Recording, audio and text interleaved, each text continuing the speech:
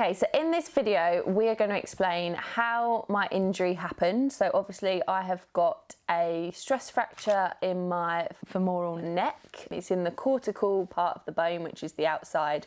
And we're going to try and explain how this happened or how we think this happened.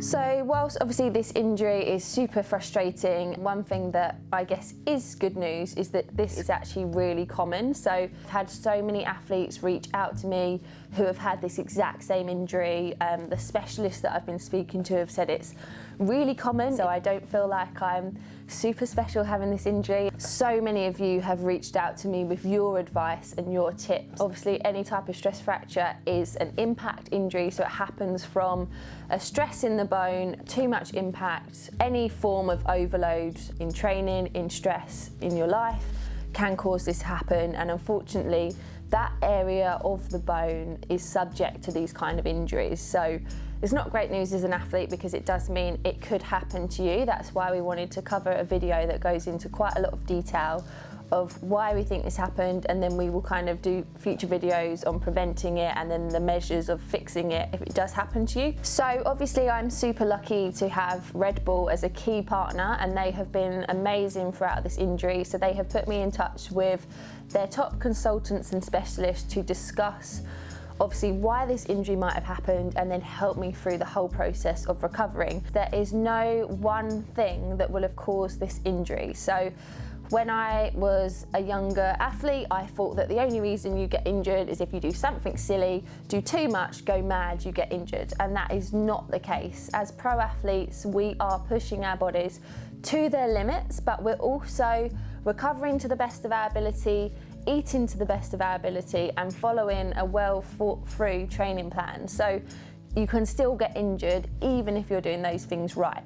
However, there probably were some things I could have done better that may have contributed to this injury, so I will dive into those. So obviously after my race season ended last year, I had a pretty long off season, which is very typical for me. I like to take the time to switch off, let my body have a rest from the high levels of training. During that time, I am still ticking along with my training, however, some things do slip during that time. Obviously we're leading into Christmas. Because I'm not in a strict training protocol, my diet isn't as good, I eat more treats than I normally would, so I'm not always giving my body the nutrients that it needs from my diet. Also, we live in the Northern Hemisphere, so vitamin D is not something we're gonna get when we go outside. There's no sunshine, so my vitamin D levels would have been lower. I also was slack on taking my supplements during that time because I wasn't doing the high levels of training that I'm used to. On hindsight, I definitely am never going to stop taking my supplements, which usually do involve the likes of vitamin D, iron, calcium, all things that would have helped keep my bones strong. So that is a lesson learned. I will not stop taking those during the off season, and actually I need to keep my diet better. That's not saying I won't treat myself, go out for nice meals, but I will just make sure that I keep that good quality diet that I have throughout the year. I definitely don't lack on calories in the off season as well, and that maybe would have saved me. That's probably one factor that could have contributed, that actually whilst I was still training in the off season, I could have been breaking my body down more than I should have done in a low training and rest period. So obviously starting my training this year, I was super enthusiastic. We had such a big year ahead, 2 world championships, a world record attempt trying to break 8 hours, another 70.3 world championship, a whole host of PTO races with massive prize purses. So obviously as an athlete, I was ready, raring to go, super enthusiastic. The training load was high, but I was loving it. I was like relishing that hard work, and we actually ramped that training up very, very quickly. So there was quite a large overload in volume of training. This was at the same time that I had quite a lot of stress going on with Reese's health conditions. So I had stress coming from all aspects. I was putting stress through my body in my training. I had mental stress from being concerned about Reese and his health. And all of that would have contributed to a weakness in that bone where I was obviously training super hard and maybe not recovering as well as I would have been if I was relaxed and just taking that time to recover and let my body rest. So we do think that that probably would have contributed to a weakness in the bone, and obviously over time training more and more and more, so you will reach a critical point where the weakness comes, and then obviously you'll start to get a problem in the bone. By the time you actually feel this problem, it's too late, like it's happened. So while all of it is happening and building up, you don't feel any pain, you don't know anything is wrong, and then boom, you feel the pain and it is too late. And basically, a couple of weeks ago when I felt that pain, I instantly thought, this doesn't feel great. After a couple of days of that pain still being there, I thought this isn't just a small niggle. Normally for me, if a niggle lasts for more than 2 to 3 days, I feel like it's embedded in, it's set, it's gonna be an injury. If I have aches and pains that last a day or two and then go, I'm not concerned. But this lasted more than 3 days, and then I started to think, I wanna get this looked at. Hence why we went and got the MRI and then got the diagnosis that we did. The key point with any injury that I've ever had is I don't blame anyone for it. I don't blame myself, I don't blame my coach, I don't blame anyone in my team, because this is part and parcel of elite level sport. We are trying to find where our limits lie, and every single day pushing boundaries of what's possible. And we are still doing everything right in terms of looking at our diet, maximising recovery, but injuries can still happen. So I think going forward, we will be even more cautious with building up my volume of training, making sure my diet is spot on, making sure I'm keeping my supplements right. And I'm always hyper in tune with my body, as any elite athlete is. So just listening to my body every single day, even making like a written diary of where I felt pain that day if I do, and then keeping a note of if that comes back or how long it lasts, I think is really, really important. So going forward, that is something I will definitely do. So my job as a professional athlete is obviously to push my body to the limit. I'm doing an Ironman distance race, which is a crazy distance race in itself.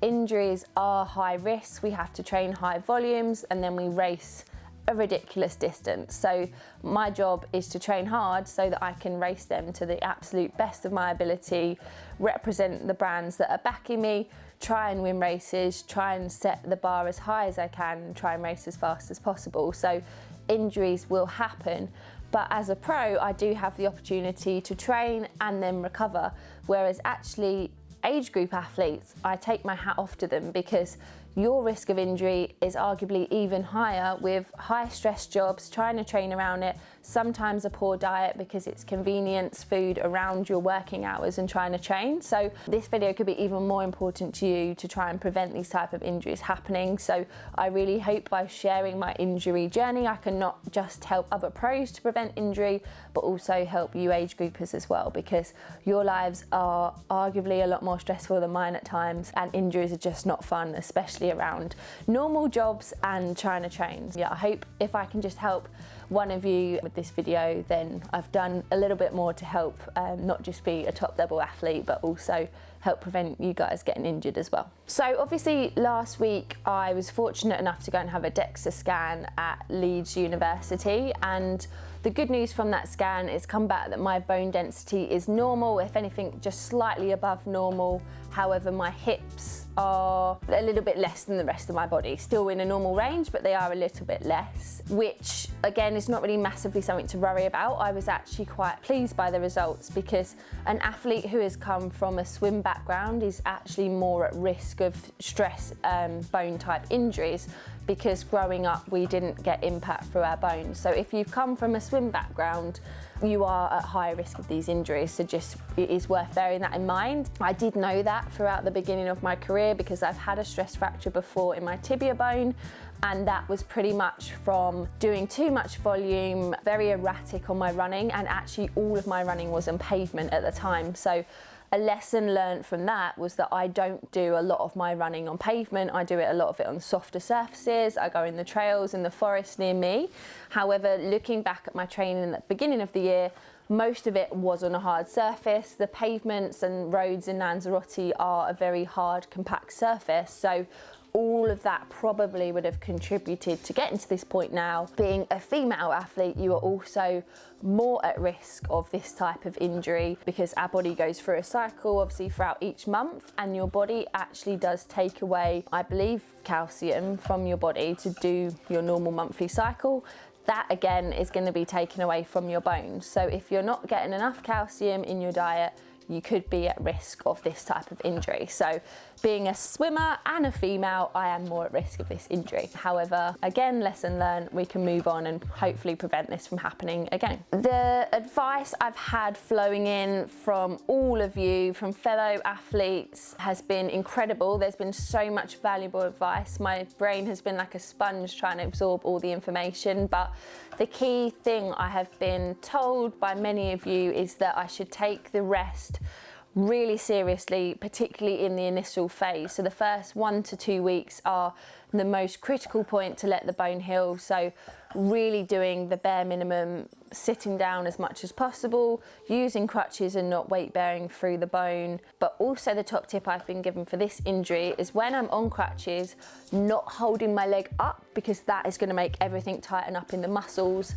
And actually my fracture is about 1 centimetre below or above where the iliopsoas tendon actually attaches. So if that muscle gets tight, it's going to just pull on that area and create problems. So actually taking the time to rest, let my body heal. Another tip was just trying to not be stressed, which is easier said than done, but I know that this happened through stress. So if I'm stressed, my body isn't going to mend. So just trying to relax. I've obviously let go of the fact I'm not going to be racing in St George. I'm not going to be racing the Sub-8 project. I've let that go. It kind of feels like, whilst I'm incredibly disappointed, now I've just let go of it, I feel far more relaxed. It's going to be hard to watch and not be there, but I know that I can park it and it will be motivation for when I'm back training.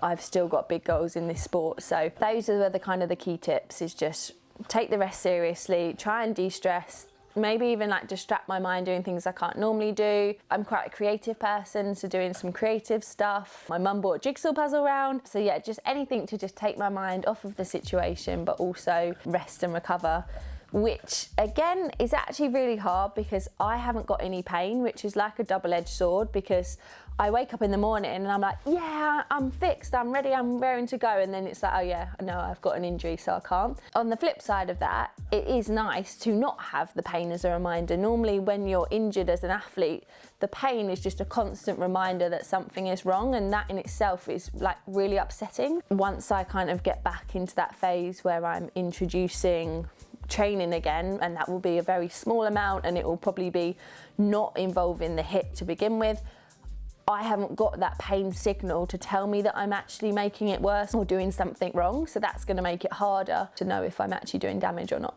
So having spoke to a lot of top specialists, and obviously having the Red Bull Performance Centre as a key part of my rehab in this, we have now kind of devised a team together that are going to be part of my recovery process. And throughout that, I will have guidance. So I'll be using my physio 3 times a week to keep my body loose and supple. One of the top surgeons, which hopefully I won't need to use him, it won't get to that point, but his main bit of advice has been that whilst the MRI gives us an image, it is just a picture in time and it's not the whole story. So a big part of that is also how I'm feeling and whether I've got any pain or anything like that. And obviously the fact that I haven't got any pain, He is suggesting we can take that as a good sign that I am mending. Our step-by-step progression of this injury in rehab will be to do an MRI in intervals. We get an image of how we're progressing or how we're fixing, and also just me giving my feedback of how it is feeling. So the fact that the MRI is showing, yes, there's a fracture, yes, there's bad edema, but the fact that I haven't got any pain is hopefully a good sign that this injury is progressing in the right way and not in the wrong way. So that was his key bit of advice, is that we shouldn't just use the MRI, we should also judge my feeling as well. It's Daddy! It's Daddy! So when I was on a Zoom call to all the specialist consultants, he came in and he was scared. Oi! He comes in, Daddy's home! Daddy's home! Like that. And I'm just like, mute, where's the mute button?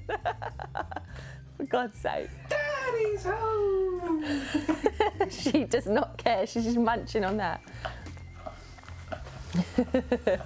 So a huge thank you for watching this video. I feel like I've just like exploded out everything about this injury. So if you're still here listening, then I'm really thankful that you are.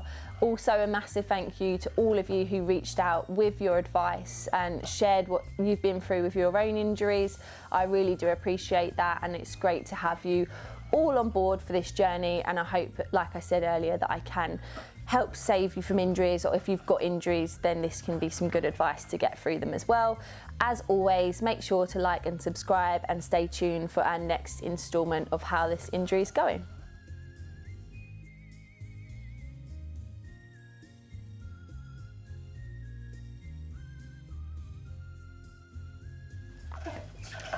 That's getting a bit louder. Such a lovely noise as well. And if you heard this weird noise throughout the whole video, this is what it was. Thank you.